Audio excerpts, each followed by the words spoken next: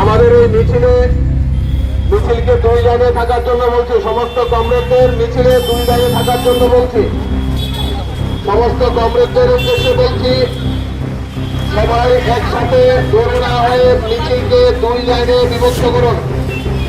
মিছিল দুই লাইনে হবে, দুই লাইনে আমাদের মিছিল হবে।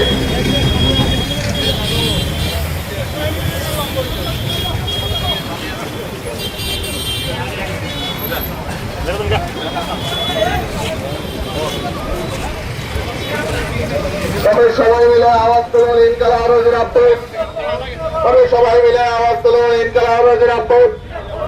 তবে সবাই মিলে আওয়াজ তুলুন, ইনকালাব রোজের আব্দুল। আগামী 9 জুলাই দেশব্যাপী সাধারণ ধর্মঘট পালন করুন। আগামী 9 জুলাই সাধারণ ধর্মঘট পালন করুন। আগামী 9 জুলাই দেশব্যাপী সাধারণ ধর্মঘট পালন করুন।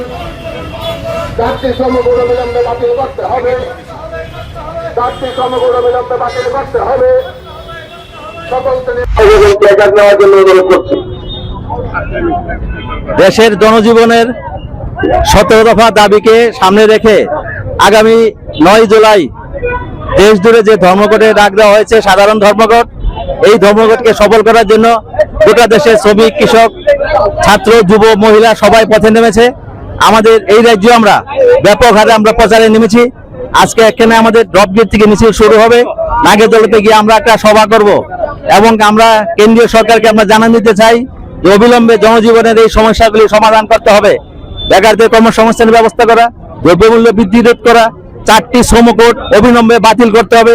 এগুলো শ্রমিক বিরোধী শ্রমকোড, শ্রমিকদের কৃতদাসে পরিণত করার এই শ্রমকোড এবং সমস্ত অংশের মানুষের মধ্যে ঐক্য সমৃদ্ধি রক্ষার জন্য আমরা এই লড়াই করছি। এই লড়াই দেশকে রক্ষার জন্য লড়াই, এই লড়াই মানুষকে আরো এগিয়ে নিয়ে যাওয়ার জন্য লড়াই।